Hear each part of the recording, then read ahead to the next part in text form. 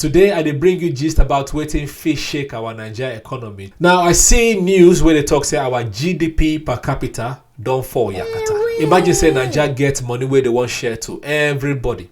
That amount of money where each person go collect now wetin they call GDP per capita. GDP per capita now wetin they tell use they determine which country be rich country or poor country. And now that money don't reduce, that money don't fall.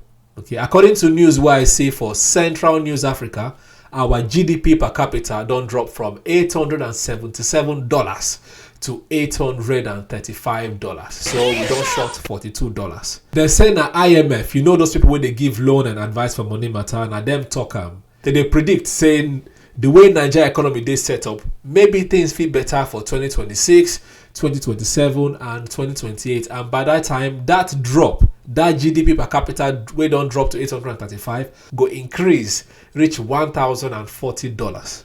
My brothers and my sisters, make we not forget the countries where we dey. How something we don't drop to this year go increase by almost $200 between the next 3 years. Now why did they call am prediction? So make we not just put hope, say our money go increase automatically by 2028, because hope no the belleful person.